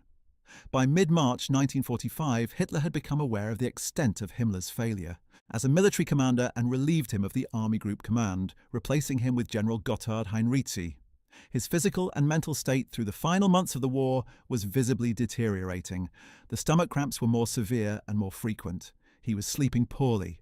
He was making decisions with less of his characteristic methodical care and more of the anxious improvisation that stress and exhaustion produce in even highly organized personalities. He was also through this period increasingly engaged in the secret negotiations that he hoped would produce his transformation from war criminal to peacemaker, a project that absorbed a disproportionate share of his remaining mental energy at precisely the moment when the real administrative crises of the collapsing regime demanded his full attention. There is something almost poignant, in a way that the historical record makes uncomfortable to acknowledge, about the picture of Himmler in early 1945, the master bureaucrat of the most murderous regime in modern history, desperately trying to maintain the routines and habits that had structured his existence for 15 years, while the world those routines had been built to administer fell apart around him. The morning health rituals, the correspondence, the meetings, the Kirsten sessions, the letters to Puppy. All of it continued increasingly vestigially as the SS empire dissolved and the Nazi state it had served moved through its final convulsions. The meetings with Volker Bernadotte took place in February and April 1945, and they represent the final act of Himmler's extraordinary capacity for self-delusion. Bernadotte was in Germany primarily to negotiate the release of Scandinavian prisoners held in German concentration camps, a humanitarian mission that had brought him into contact with various senior Nazi officials. When Himmler arranged to meet him, ostensibly to discuss the prisoner question, he was in fact hoping to use Bernadotte as a channel to communicate with the Western Allied leadership about the possibility of a separate peace on the Western Front, a ceasefire between Germany and the British and Americans that would allow the Wehrmacht to continue fighting the Soviet Union, while Himmler or some successor government negotiated Germany's political future with the West. The first meeting took place on February 12, 1945, at Hohenlohe, the sanatorium where Himmler was being treated for his physical ailments, and where he had effectively established a secondary headquarters during this period. Himmler arrived for the meeting in a state that Bernadotte found striking in its apparent normality. He was polite, organized, conversationally fluid, and entirely capable of discussing the specific humanitarian matters that ostensibly brought them together. He agreed to release certain categories of Scandinavian prisoners to Swedish care, which Bernadotte recorded as a genuine achievement of the meeting. But he also used the occasion to test the ground for his broader political aspirations, gauging Bernadotte's sense of how the Western Allies might respond to an approach through Swedish channels. The second and more significant meeting occurred on the night of April 23 to 24, 1945, in the Swedish consulate at Lübeck, in the final days of the Reich. By this point, Berlin was virtually surrounded by Soviet forces, Hitler was confined in his underground bunker in the city, and the Third Reich was measured in days rather than weeks. In this dramatically reduced context, Himmler made his actual proposal to Bernadotte. He was prepared to order German forces on the Western Front to cease resistance, allowing the Allied armies to advance eastward while the fighting against the Soviet Union continued. He described himself as a new German leader who could conduct negotiations with the Western powers, and he asked Bernadotte to convey this proposal to the British and American governments. Bernadotte, who was a professional diplomat of some sophistication, recognized immediately that the proposal was without practical basis. Germany had no remaining capacity to negotiate from strength. The Allied policy of unconditional surrender, reaffirmed at the Yalta Conference earlier that year, allowed no room for the kind of partial arrangement Himmler was describing, and the idea that the Western Allies would accept Himmler, the most visible organizer of the Holocaust after Hitler himself, as a legitimate negotiating partner for a post-Nazi German government was simply not within the realm of the possible. Bernadotte agreed to convey the message but made no promises about its likely reception. He did convey it, and the response from the British and American governments was exactly what anyone not blinded by wishful thinking might have predicted: a flat rejection. The consequences for Himmler were swift and catastrophic. When the news of his unauthorized peace approach leaked, as it quickly did in the chaotic information environment of the Reich's final days, Hitler received it as an ultimate betrayal. He had tolerated and even trusted Himmler as his most loyal servant for more than 20 years, and to learn that his faithful Reichsführer had been conducting secret negotiations with the enemy without his knowledge or permission was a blow that pushed Hitler into one of the most extreme rages of his final days. He stripped Himmler of all his offices and positions. He ordered his arrest. He expelled him from the Nazi Party. In the last political testament he dictated before his suicide on April 30, 1945, Hitler denounced Himmler as a traitor and named him among those who had betrayed Germany in its final hour.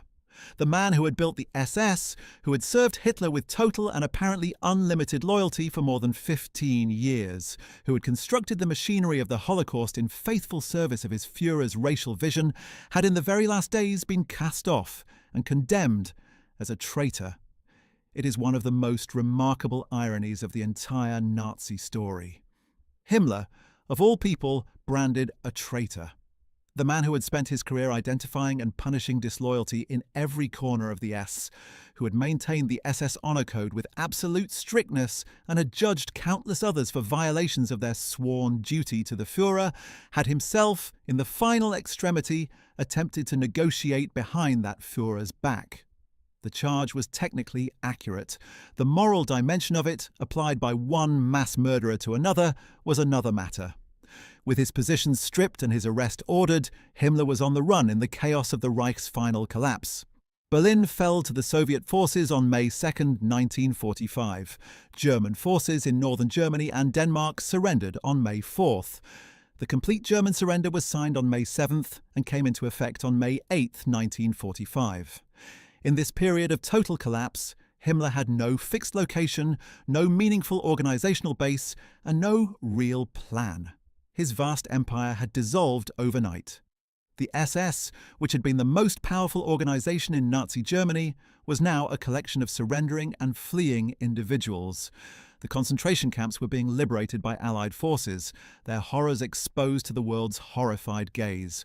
The extermination installations were being documented by military investigators. The administrative records of the SS were falling into Allied hands in enormous quantities. Himmler attempted, in these final days, to create a disguise for himself. He shaved his distinctive moustache. He put on the uniform of a Gestapo sergeant, a rank so far below his actual position as to be almost comic, and obtained forged identity papers in the name of Heinrich Himmler. He planned to make his way south and west, perhaps to reach Switzerland or some other area where he could disappear and rebuild some kind of life. The plan was characteristic of the man in one sense. It was methodical, practical, and entirely unrealistic about the broader context.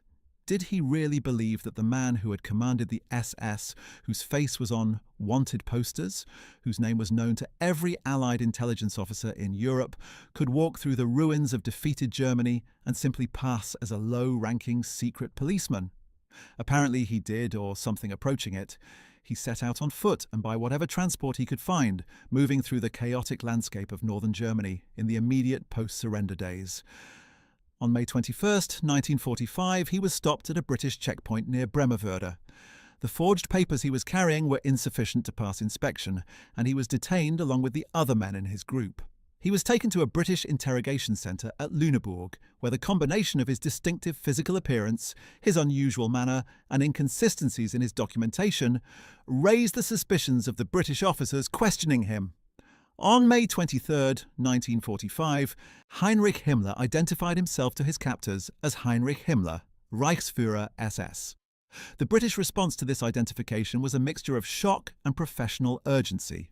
Himmler was one of the most wanted men in Europe, and the possibility of interrogating him about the full scope of the SS's operations was enormously significant for the war crimes investigations already underway. A medical examination was ordered, and the British Army doctor conducting the examination noticed that Himmler appeared to be concealing something in his mouth. Before the doctor could complete his investigation, Himmler bit down on a cyanide capsule that he had hidden between his teeth. He lost consciousness almost immediately and died within 15 minutes at approximately 11:15 in the evening of May 23, 1945.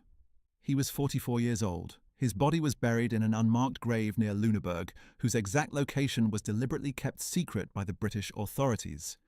The grave has never been publicly identified, and there is no monument to Himmler anywhere in Germany or elsewhere.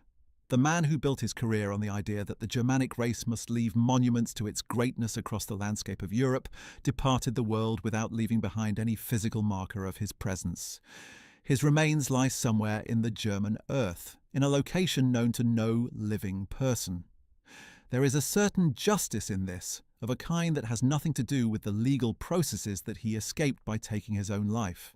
His death meant that he was never tried for his crimes at Nuremberg or anywhere else, though the evidence that would have been presented against him at trial would have been overwhelming.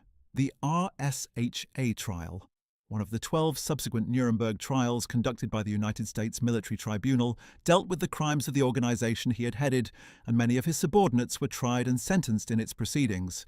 Ernst Kaltenbrunner, who had headed the RSHA after Heydrich's assassination, was tried before the International Military Tribunal at the main Nuremberg trial and hanged on October 16, 1946.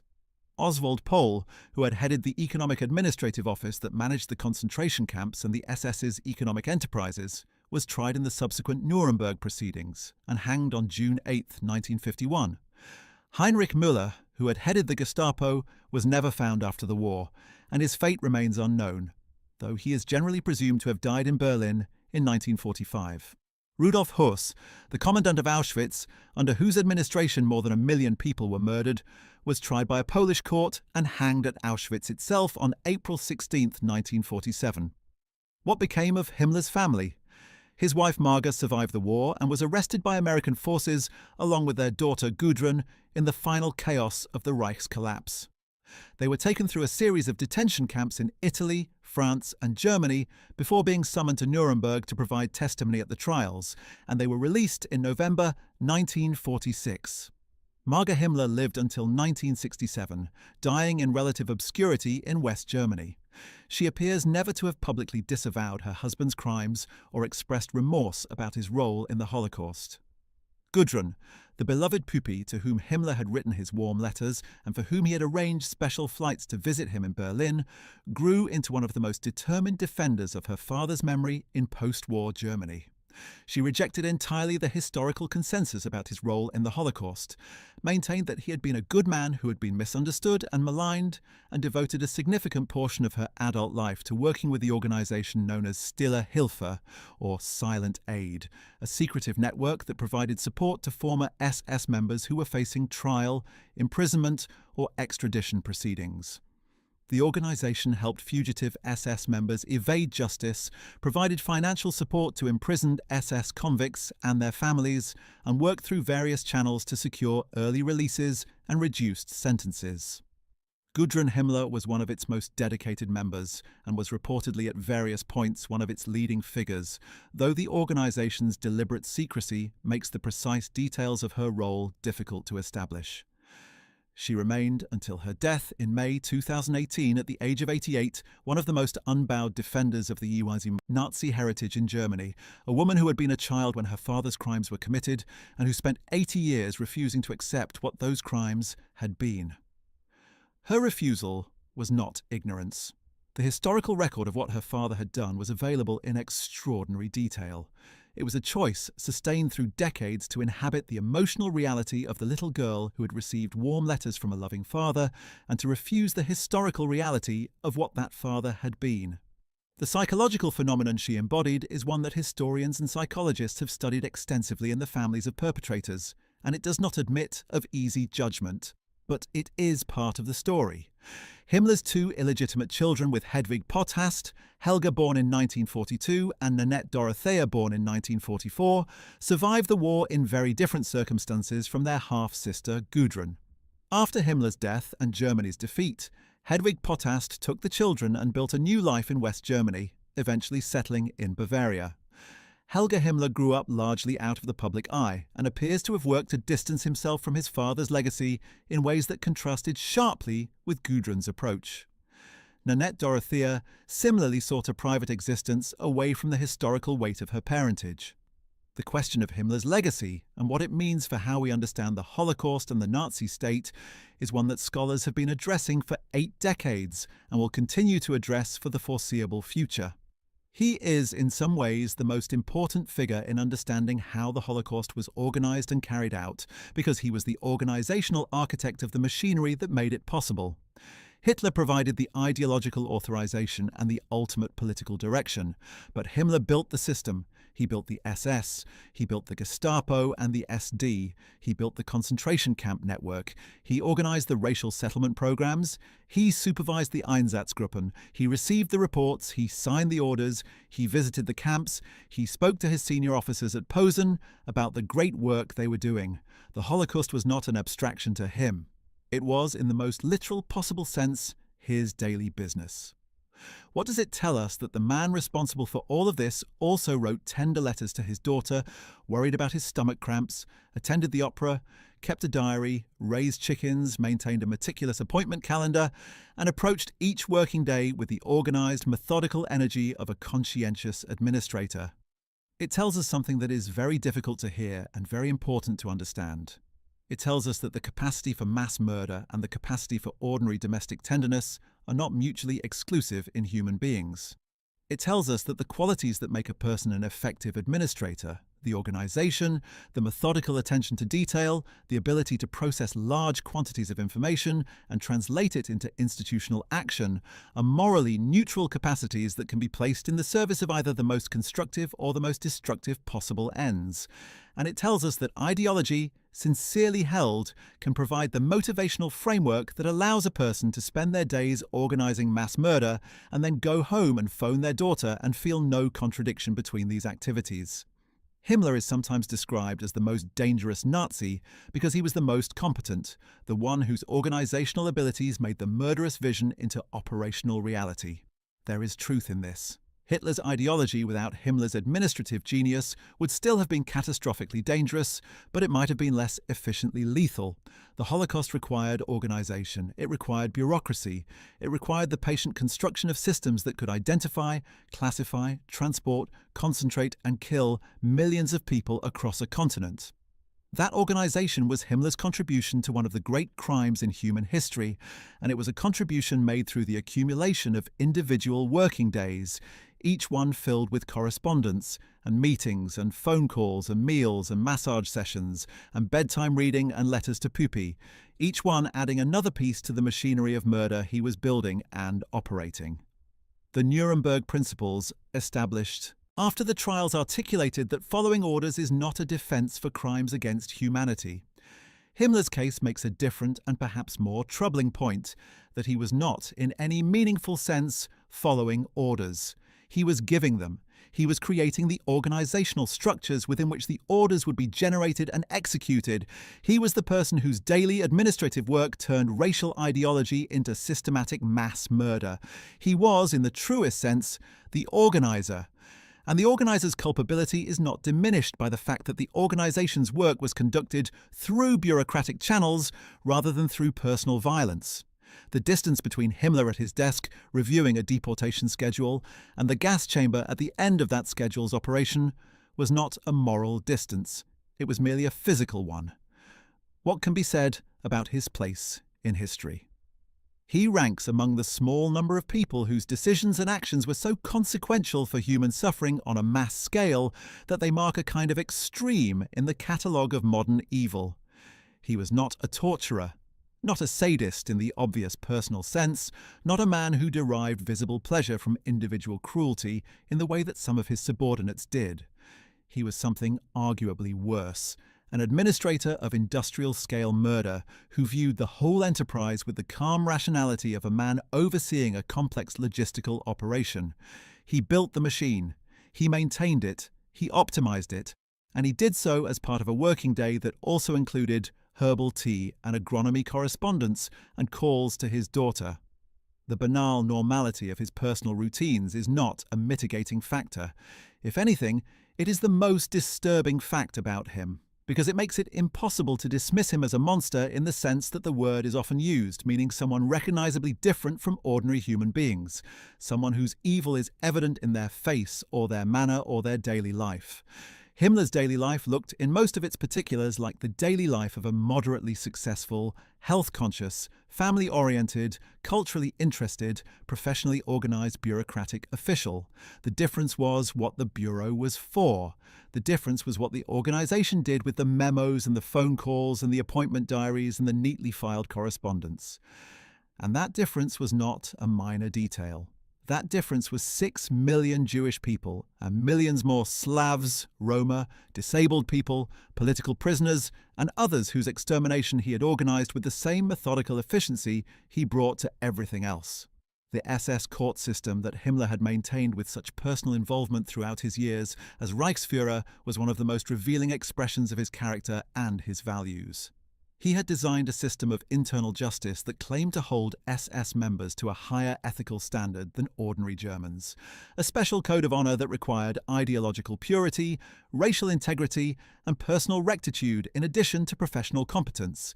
He expelled men from the SS for dishonesty, for financial misconduct, for sexual behavior he considered incompatible with SS values, for racial violations, for what he viewed as weakness or cowardice.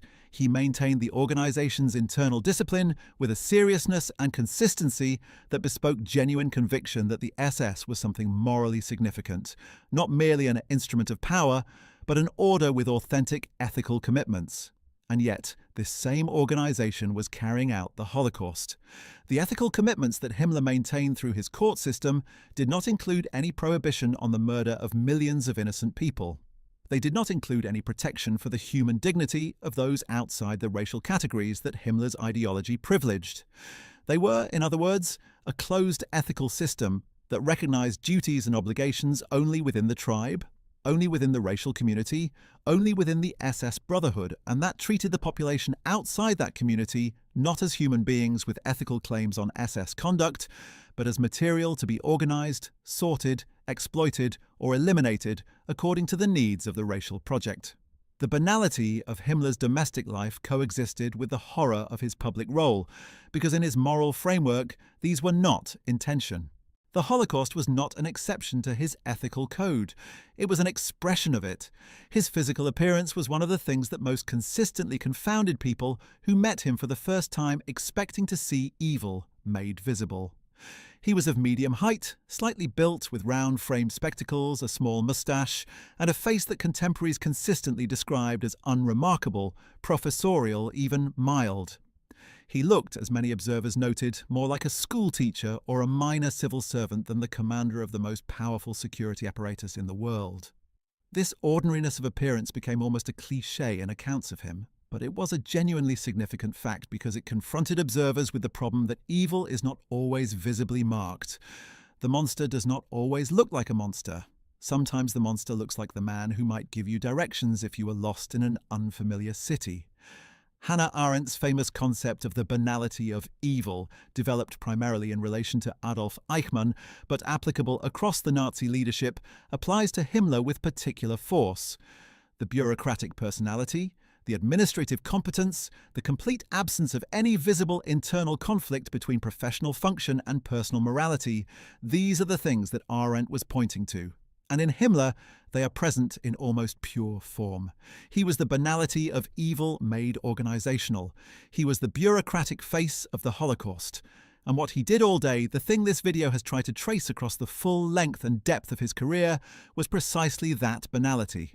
The reports, the meetings, the correspondence, the phone calls, the appointments, the mass murder, the letters to Pupi, the herbal tea. One further aspect of Himmler's daily world deserves examination before we bring this account to a close: the question of how his subordinates actually experienced working with him. The accounts of those who served him, from senior SS leaders to junior secretaries, create a picture that is remarkably consistent in its broad outlines, even when the specific details differ. He was, by the standards of the Nazi leadership, polite, methodical, and personally attentive. He remembered names, remembered details of personal conversations, asked after family members, and cultivated the kind of personal loyalty that comes from making people feel that they are personally known, rather than merely functionally useful. He was not prone to the dramatic outbursts that characterized Hitler, not given to the explosive rages that made Hitler's inner circle a place of constant anxiety. He was calmer, more predictable, more organizationally rational than his master. He was also, beneath the politeness, deeply controlling. His courtesy was genuine, but it was also instrumental, a tool for maintaining the network of personal loyalty and organizational discipline that the SS required. When subordinates failed or disappointed him, the expression of his displeasure was usually formal and cold rather than explosive, a shift in manner that those who knew him recognized as more alarming in its way than shouting. And his surveillance of his own organization was comprehensive.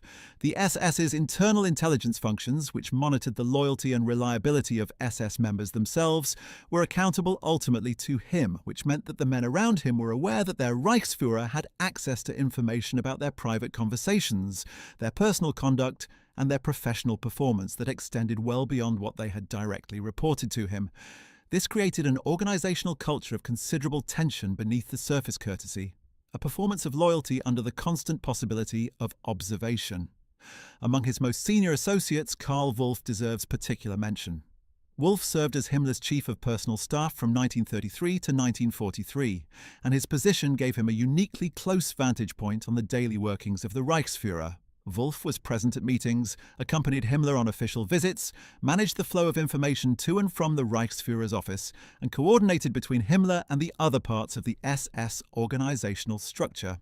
He later described Himmler as a man of extraordinary organizational efficiency, who could hold an enormous amount of detail in his head, who processed paperwork with a thoroughness that impressed even experienced administrators, and who maintained his characteristic personal manner with remarkable consistency regardless of the pressures he was under. He also described a man who was capable of great warmth toward those he trusted and a cold, remote formality toward those who had lost his confidence.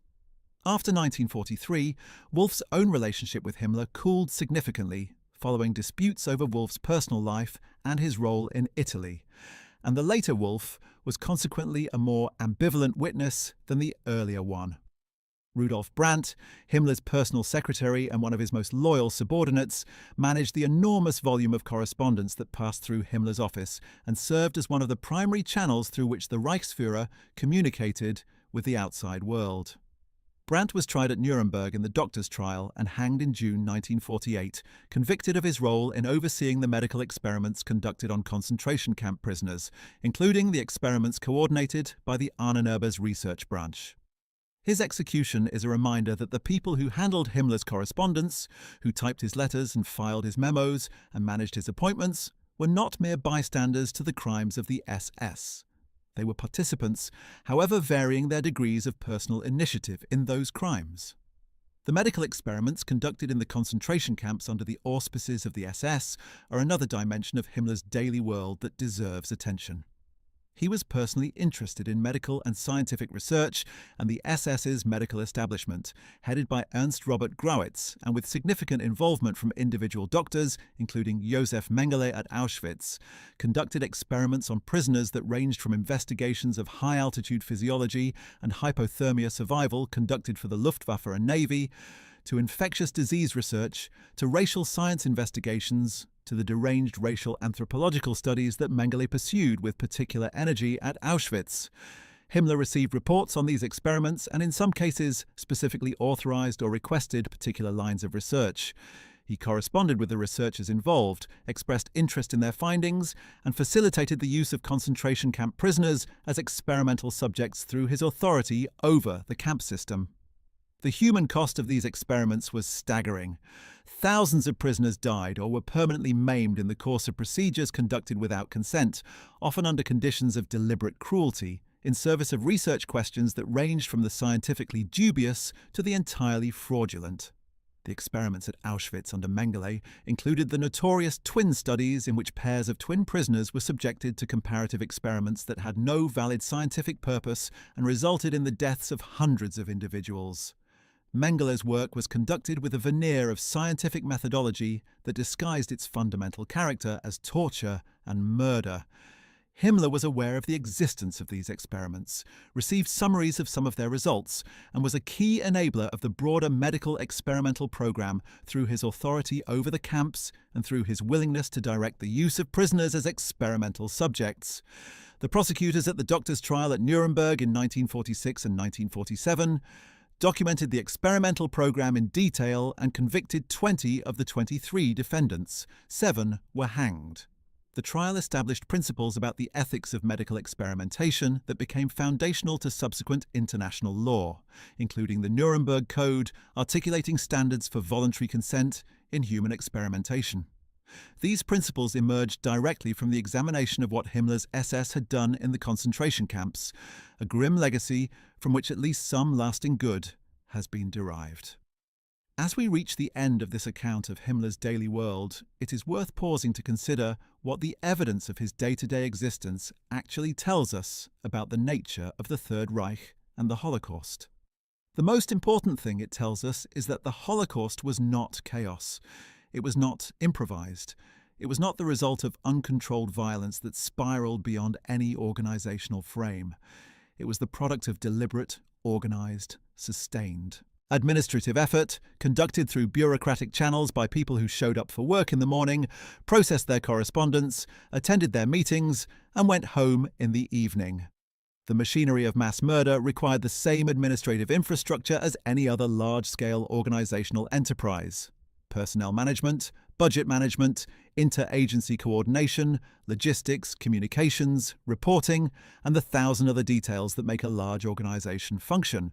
Himmler provided the organizational leadership, the institutional design, the administrative energy, and the ideological commitment that made that machinery work. He did it through the accumulation of working days that looked, in their surface texture, very much like the working days of any senior executive in any large organization. The difference, the thing that made those working days extraordinary in the most terrible sense, was what the organization was doing. What it was doing was murdering people. And he oversaw that day by day, report by report, signature by signature, through 15 years of one of the most carefully documented careers in the history of organized evil.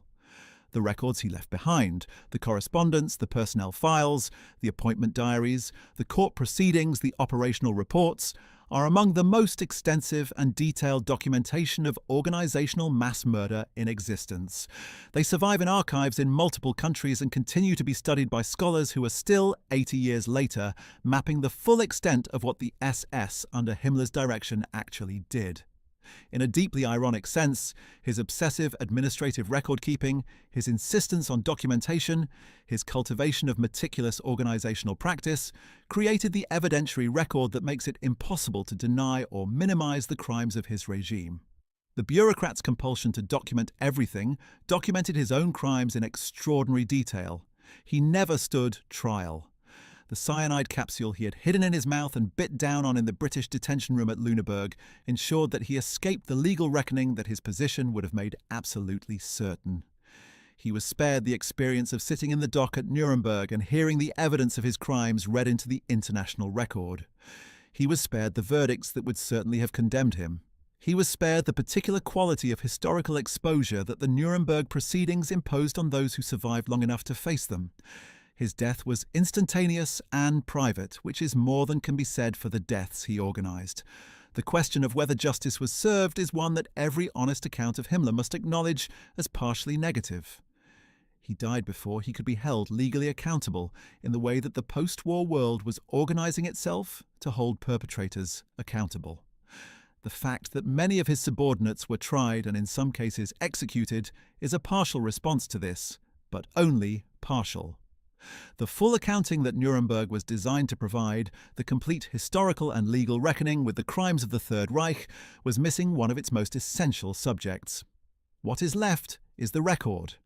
The extraordinary, detailed, meticulously maintained record that his own bureaucratic genius created, the correspondence and the reports and the appointment diaries and the personnel files and the court proceedings and the operational summaries that document with terrible precision what Heinrich Himmler actually did all day. He organized the Holocaust. He did it methodically, persistently from behind a desk, through a telephone, over a massage table, between letters to his daughter, across 15 years of working days that began with herbal tea and ended with bedtime reading, and contained between those ordinary bookmarks some of the most consequential administrative decisions in the history of human evil. Well, that's it. Thanks for watching.